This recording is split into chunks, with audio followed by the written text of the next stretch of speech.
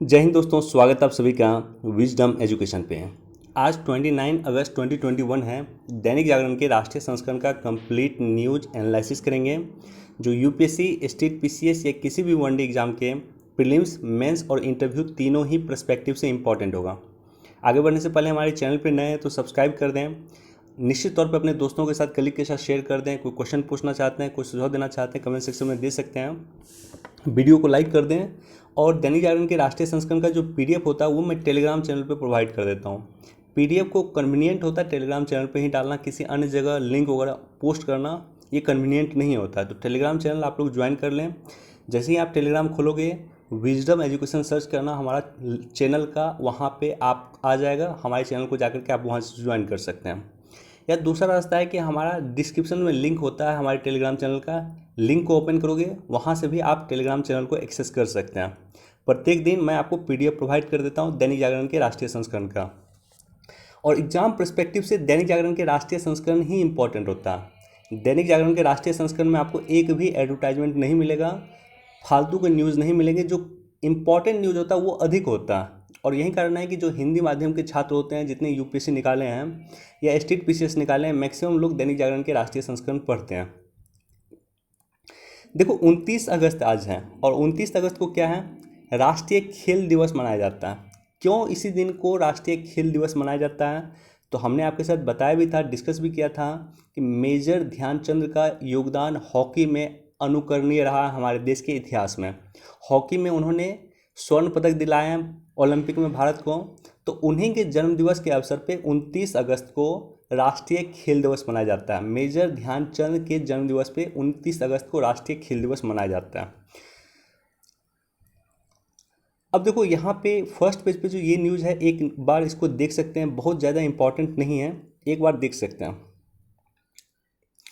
अब देखो, अमेरिका ने मारे काबुल हमले के गुनाहगार। तो काबुल जो हमला किया था, काबुल पे जो हमला किया था वहाँ के एयरपोर्ट के बाहर, वो हमले की जिम्मेदारी लिया था आईएस खुरासान। आईएस खुरासान जो है इस्लामिक स्टेट का ही एक अंग है। अपनी विचारधारा को पूरे अफगानिस्तान में फैलाना चाहता है, इंडिया में फैलाना चाहता है, नेपाल में फैलाना चाहता है, बांग्लादेश में फैलाना चाहता है, हर जगह अपनी विचारधारा को ये फैलाना चाहता है। तो एक जगह है, एक प्रांत है अफगानिस्तान का, जिस प्रांत का नाम है नांगरहार प्रांत। नांगरहार प्रांत पे ड्रोन हमला करके आईएस की जो दो साजिश करता है उसे ढेर किया है अमेरिका ने। तो ड्रोन से ये हमला किया है नागरहार प्रांत में। नागरहार प्रांत लोकेशन फिर एक बार इंपॉर्टेंट हो गया। एक बार यूपीएससी ने क्वेश्चन पूछा था मज़ार-ए शरीफ कहाँ पे है, तो उस समय में मज़ार-ए शरीफ चर्चा में था। अफगानिस्तान का एक सिटी है, अफगानिस्तान का एक पार्ट है मज़ार-ए शरीफ, तो चर्चा में था, तो यूपीएससी क्वेश्चन पूछ दिया था। इस बार जैसे नागरहार प्रांत जो है चर्चा में रहा, तो हो सकता है यूपीएससी नागरहार प्रांत के बारे में पूछ दे कि नागरहार प्रांत कहाँ पे है। उसी तरह से पंचशील काफ़ी चर्चा में है, जो अफगानिस्तान का एक प्रांत है पंचशील। तो पंचशील के बारे में याद रखिए कि वो अफगानिस्तान में है, काबुल से लगभग 150 किलोमीटर की डिस्टेंस पे है। और नागरहार प्रांत जो है ये भी अफगानिस्तान में है, लगभग पाकिस्तान के साथ सटा हुआ ये सीमा है या सटा हुआ प्रांत है।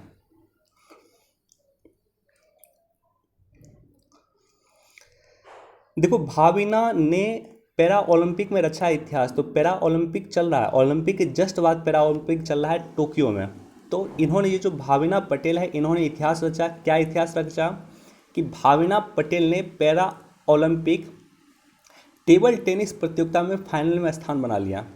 अगर फाइनल में स्थान बना लिया, अगर जीत जाती है तो ऐसे कंडीशन में भारत को गोल्ड मिल जाएगा, और अगर हार भी जाती है तो ऐसे कंडीशन में भारत को रजत मिल जाएगा। तो एक पदक जो है पक्का है, फिक्स है, या तो सिल्वर या तो गोल्ड, ये फिक्स हो गया भारत के कोटे में। और आज हमें पता चलेगा कि इन्हें क्या अवार्ड मिला है, या भारत ने पैरा ओलंपिक में क्या पहला पदक प्राप्त किया है या नहीं, ये आज हमें पता चलेगा।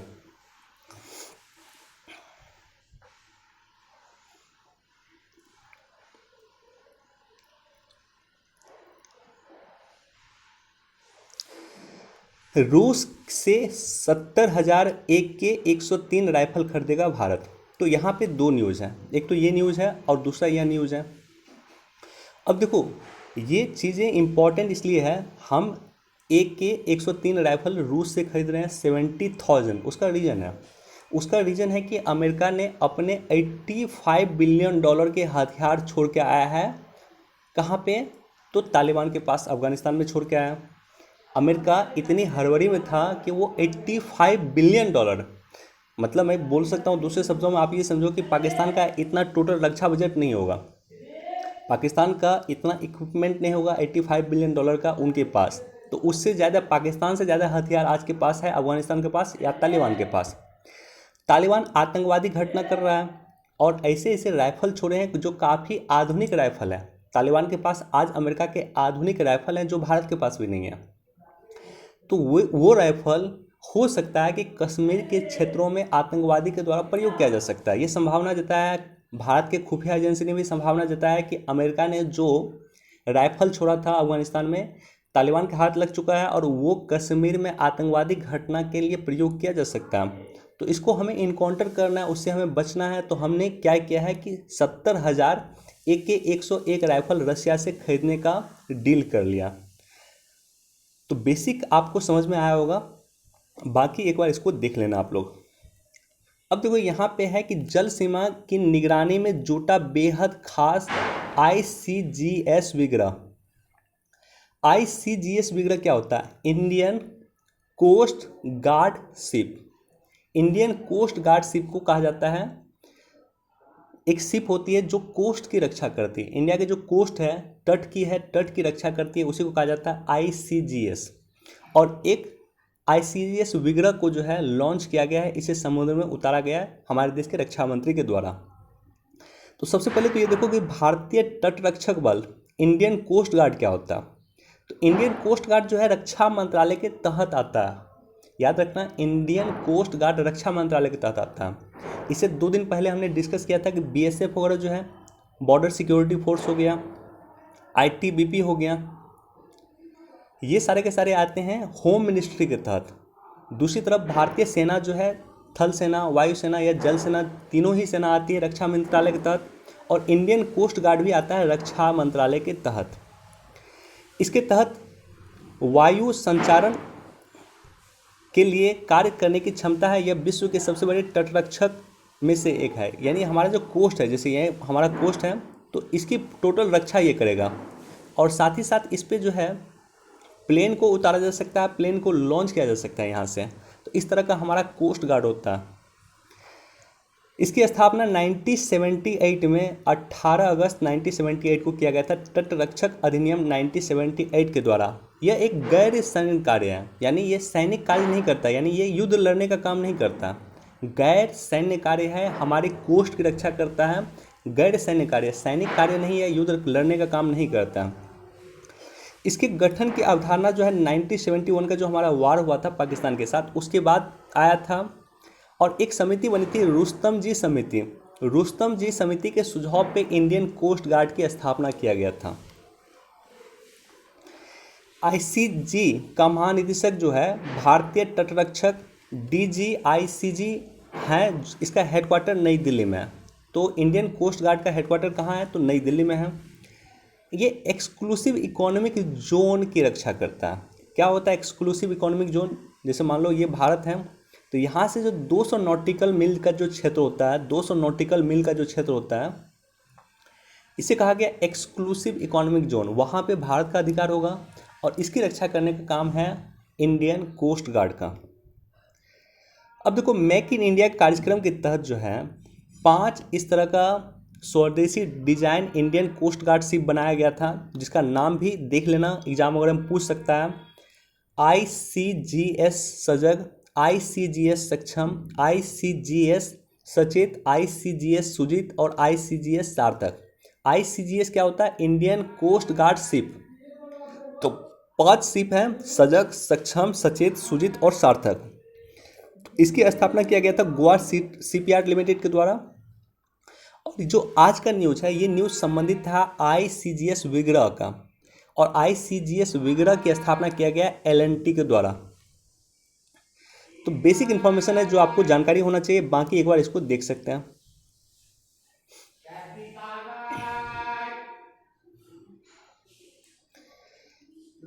देखो, देश भर में फेक न्यूज़ को लगातार चर्चा होती है, और ऐसे कंडीशन में सुप्रीम कोर्ट के एक जज का स्टेटमेंट है, तो निश्चित तौर पे ये इंपॉर्टेंट टॉपिक हो गया आपके लिए। गलत जानकारी के लिए ट्विटर और फेसबुक को भी जिम्मेदार ठहराया जाए, जस्टिस चंद्रचूड़ ने कहा है। तो बेसिक इन्फॉर्मेशन क्या है कि फेक न्यूज़ से संबंधित क्या क्या प्रोविज़न भारत में किया गया और इसको रोकने के लिए क्या क्या किया जाना चाहिए, दोनों चीज़ों की जानकारी आपको होना चाहिए। बाकी इसको एक बार आप लोग पढ़ लेना। आत्मनिर्भरता के लिए सशक्त बनेगा देश। आत्मनिर्भरता से सशक्त बनेगा देश। देखो यहाँ पे ट्राई फूड पार्क की चर्चा है। देश में 8 ट्राई फूड पार्क बनेगा।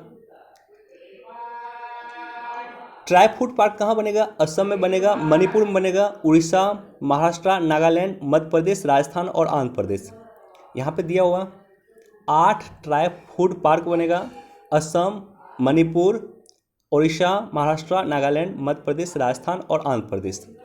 ट्राई फूड क्या होता है? आपने मेगा फूड सुना होगा। ट्राई फूड क्या होता है?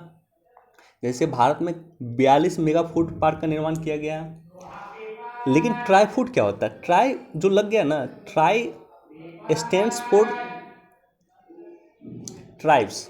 ट्राई स्टैंड फॉर ट्राइब, मतलब जनजातियों का जो फूड होता है उस फूड पार्क का प्रोग्राम किया गया है। जनजातियों से संबंधित, जनजातियाँ क्या होता है कि माइनर फॉरेस्ट प्रोडक्ट कलेक्ट करते हैं। माइनर फॉरेस्ट प्रोडक्ट कलेक्ट करते हैं। जैसे मान लो कि जंगल में जो बहुत सारी चीज़ें होती है उसको कलेक्ट करते हैं और उसको कलेक्ट करके यहाँ पे ट्राइब फूड पार्क में जो है वो देंगे। ट्राइब फूड पार्क में वो उसे देंगे और उसका प्रसंस्करण किया जाएगा, उसे प्रोसेसिंग किया जाएगा। फूड प्रोसेसिंग उसका किया जाएगा ट्राइब फूड पार्क में। तो इसी तरह का एक फूड पार्क का उद्घाटन यहाँ पे किया गया है। कहाँ पे किया गया है? 36 के जगदलपुर में पहले ट्राइब फूड पार्क का उद्घाटन किया गया। केंद्रीय जनजातीय मंत्री हैं अर्जुन मुंडा, इनके द्वारा देश में छत्तीसगढ़ के जगदलपुर में पहले ट्राइब फूड पार्क का उद्घाटन किया गया। वनडे एग्जाम में, स्टेट पीसीएस में, बीपीएससी वगैरह में क्वेश्चन पूछ सकता है कि देश में पहले ट्राइब फूड पार्क का उद्घाटन कहाँ किया गया है या कहाँ बनाया गया है। तो देश में पहले ट्राइब फूड पार्क बनाया गया छत्तीसगढ़ के जगदलपुर में। क्या होता है tribe food? Tribe food tribes के द्वारा कलेक्ट किए गए फूड को ही ट्राइब फूड कहते हैं। बाकी एक बार इसको डिटेल में पढ़ लेना। माइनर फॉरेस्ट प्रोडक्ट एक टर्म है जिसके बारे में आपको जानकारी होना चाहिए। Minor forest product, MFP।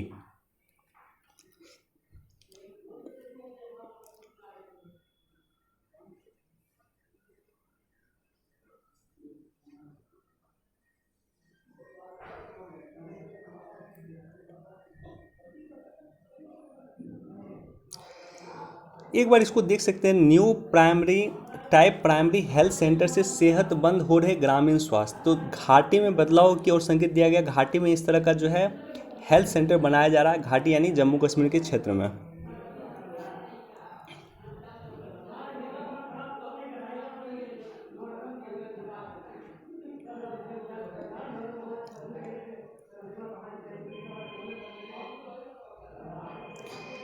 देखो इसको ज़रूर पढ़ना है, इसको पूरा डिटेल में आप लोग पढ़ना। ये क्या है कि अंग्रेज़ों ने लूटे थे 3375 लाख करोड़ रुपया, फिर भी हम बुलंदी पे हैं। 3375 लाख करोड़ कितना होता है पता है? भारत $5 ट्रिलियन की इकॉनमी बनाना चाहता है और $5 ट्रिलियन में, एक ट्रिलियन में होता है 1 लाख करोड़। 1 लाख करोड़ डॉलर, 1 लाख करोड़ डॉलर को अगर आप कन्वर्ट करोगे रुपीज़ में तो वो हो जाएगा 75 लाख करोड़ रुपया। यानी अगर इसको पूरा करेंसी में कन्वर्ट किया जाए, इंडियन रुपीज़ में इसको पूरा कन्वर्ट किया जाए या यूएसए डॉलर में इसको कन्वर्ट किया जाए तो ये होगा $50 ट्रिलियन। $50 trillion, $50 trillion. आपको पता है कि अमेरिका की जीडीपी वर्तमान में क्या है? लगभग $22 ट्रिलियन। यानी अमेरिका की जीडीपी से कहीं ज़्यादा विश्व के 5 देशों का जीडीपी काउंट किया जाए, टॉप 5 देशों का, तब भी $50 ट्रिलियन नहीं पुरता है। उससे ज़्यादा अंग्रेज हमसे लूटे थे उस समय में। आप समझ सकते हो इंडिया कितना रिच कंट्री था। भारत विश्व का सबसे रिच कंट्री था। $50 ट्रिलियन अंग्रेज हमसे लूटे थे, राइट। और अभी विश्व के 5 देश जो है, 5 टॉप 5 देशों का जीडीपी मिला दो तो भी $50 ट्रिलियन नहीं होगा, जिसमें अमेरिका मिला दो, सेकेंड नंबर पे आता है चीन, तीसरा नंबर पे आता है जापान, उसके बाद जर्मनी, आई थिंक यूके आता है, उसके बाद इंडिया आता है। तो इस सब का मिला दो तो भी $50 ट्रिलियन नहीं होगा। वर्तमान में भारत की जीडीपी कितनी है? $3 ट्रिलियन से भी कम है, लेस देन $3 ट्रिलियन। $2.98 ट्रिलियन या $2.93 ट्रिलियन वर्तमान में भारत की जीडीपी है। तो आप समझ सकते हो अंग्रेज हमसे कितना लूटा था।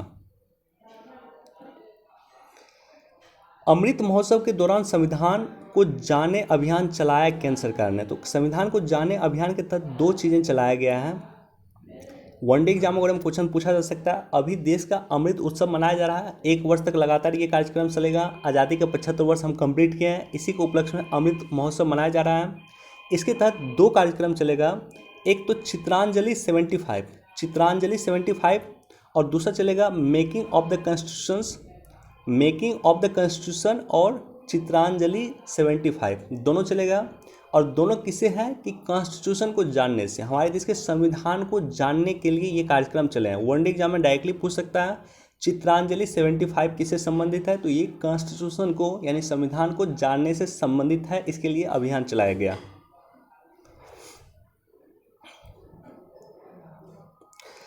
एक बार इसको भी देख सकते हैं।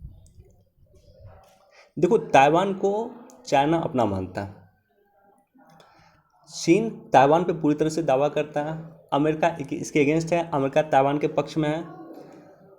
तो इसी को लेकर के ताइवान जो स्ट्रेट है, ताइवान चाइना और ताइवान के बीच में जो जगह है, उस स्ट्रेट से अगर कोई शिप पास करती है या अमेरिका की शिप पास करती है तो उसको लेकर के चीन तीखी प्रतिक्रिया देता है।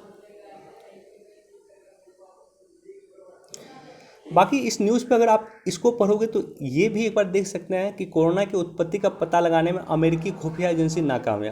तो हमारे अमेरिका के जो राष्ट्रपति बने थे जो बाइडन, राष्ट्रपति बनते ही उन्होंने अपने खुफिया एजेंसी को कहा था कि आपके पास 3 महीने का समय है, आप पता लगाइए कि कोरोना की उत्पत्ति कहाँ से हुई है।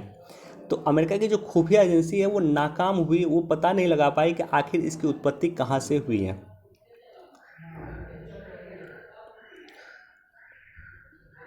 देखो, इस न्यूज़ को भी आप समझना शुरू करोगे तो अच्छा लगेगा आपको समझते हुए कि चीन क्या कर रहा है कि अपने यहाँ ऐसे उद्योगपति जो काफ़ी प्रभुत्वशाली बन रहे हैं उसको दबाने की कोशिश कर रहा है, या अपने यहाँ कोई लोग अगर पावरफुल बन रहे हैं तो उसको दबा रहा है। मसलन कुछ दिन पहले आपने सुना होगा कि जो Alibaba.com के ऑनर हैं, नाम एग्जैक्ट में भूल रहा हूँ, उनको दबाने का कोशिश किया गया था, उसको नज़रबंद कर दिया गया था और उसकी संपत्ति लगातार कम हो गई। तो चीन इस तरह का काम कर रहा है कि अपने यहाँ किसी ना तो बहुत ज़्यादा किसी को उभरने दे रहा और ना ही आगे बढ़ने दे रहा, ये काम चीन कर रहा। जैक मा, राइट, Alibaba.com के मालिक जो थे जैक मा थे, वर्ल्ड के टॉप 10 रिचेस्ट व्यक्ति में थे, जिसको दबाने के लिए चीन ने भरकस प्रयास किया था क्योंकि उन्होंने चीनी गवर्नमेंट के खिलाफ कुछ बोल दिया था और इसलिए उनको नज़रबंद भी किया गया था।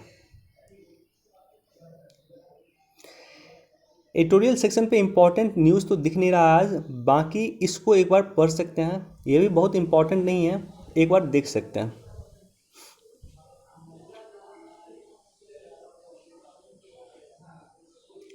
डायलिसिस पर निर्भरता घटाने के लिए आयुर्वेदिक दवा कामयाब, एक बार इसको भी पढ़ सकते हैं। किडनी के इलाज के लिए डायलिसिस का प्रयोग होता है और इसमें आयुर्वेदिक दवाई भी अब कामयाब हो रही है।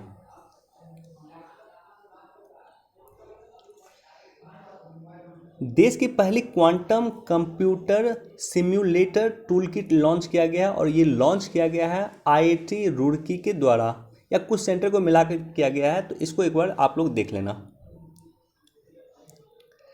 जनधन योजना लाई विकास गति में क्रांतिकारी बदलाव। जनधन योजना को हमेशा के लिए कर दिया गया एंडलेस योजना के रूप में लागू किया गया है, यानी अब उसका एंड नहीं है, कभी भी आप जनधन अकाउंट पे खाता खुलवा सकते हैं। देश में 45 करोड़ जनधन योजना 43 करोड़ 43 करोड़ जो है जनधन योजना के खाते खुले हैं। आप सोचो कि अमेरिका की टोटल आबादी लगभग 35 करोड़ है, तो अमेरिका की टोटल आबादी से अधिक हमारे यहाँ सिर्फ जनधन खाते हैं और इसमें जो जमा राशि है वो 1.46 लाख करोड़ रुपया। इसका इम्पोर्टेंस क्या है कि प्रधानमंत्री के द्वारा मान लो कोई भी योजना का लाभ लोगों को दिया जाता है, मसलन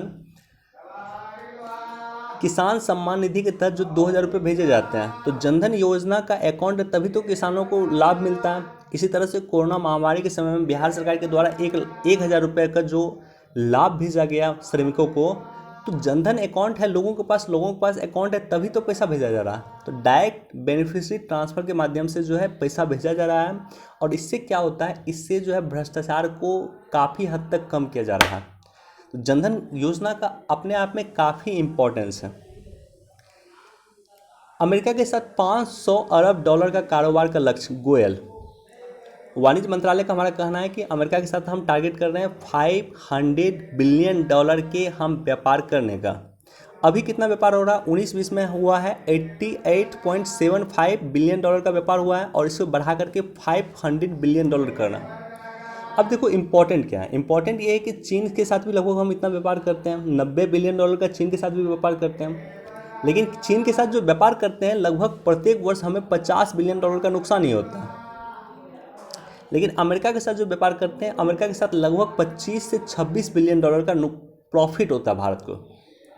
तो अमेरिका के साथ अगर हमारा व्यापार बढ़ेगा तो भारत के पक्ष में रहेगा, वहीं चीन के साथ हमारा व्यापार बढ़ेगा तो वो चीन के पक्ष में होगा, वो भारत के लिए नुकसानदेह होगा। तो निश्चित तौर पे अमेरिका के साथ व्यापार बढ़ना भारत के लिए अच्छा कदम है और शुभ संकेत है। एक बार इसको भी देख सकते हैं और एक बार इसको भी देख सकते हैं, रेट्रोस्पेक्टिव टैक्स वापसी नियमों का मसौदा जारी। रेट्रोस्पेक्टिव मतलब क्या होता है, जैसे मान लो भारत सरकार ने कोई टैक्स आज से इम्प्लीमेंट किया, आज यानी 29 अगस्त को एक टैक्स इम्प्लीमेंट किया, 29 अगस्त 2021 को, लेकिन भारत सरकार कहेगी कि ये हम रेट्रोस्पेक्टिव तौर पे इसको लागू करेंगे, 2011 से लागू करेंगे, 1 अप्रैल 2011 से जितना भी ट्रांजैक्शन हुआ उस पर हम लागू करेंगे, तो उसी को कहा गया रेट्रोस्पेक्टिव। यानी आज इम्प्लीमेंट हो रहा है, आज कानून बना है और पीछे जाकर के वो कानून लागू हो रहा है, तो उसे कहा गया रेट्रोस्पेक्टिव।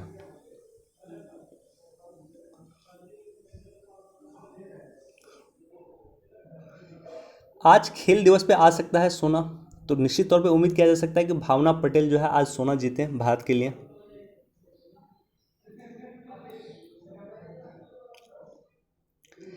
देखो यहाँ पे एक बार देख सकते हैं, भूटान सरकार बनाएगी वाराणसी के पिंडारा में बौद्ध मंदिर। तो वाराणसी के पिंडारा में बौद्ध मंदिर का निर्माण भूटान गवर्नमेंट करेगी। वनडे एग्जाम पूछा जा सकता है। इसी तरह से आप देखोगे बौद्ध गया वगैरह में जो निर्माण किया गया है, राजगीर का जो केसरिया स्तूप का निर्माण किया गया, वो जापान की सहायता से किया गया, वो इसमें जापान की योगदान रहा। जबकि वाराणसी के पिंडारा में जो बनेगा, इसमें बौद्ध मंदिर जो बनेगा, इसका निर्माण भूटान गवर्नमेंट या भूटान सरकार के द्वारा किया जाएगा।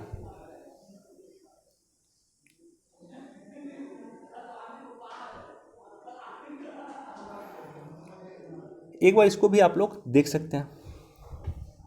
चलिए आज हमारे पास इतना ही न्यूज़ था, जो इम्पोर्टेंट न्यूज़ था। मैंने कोशिश किया है कि बेसिक अंडरस्टैंडिंग, देखो मेरी कोशिश होती है कि बेसिक अंडरस्टैंडिंग क्लियर हो।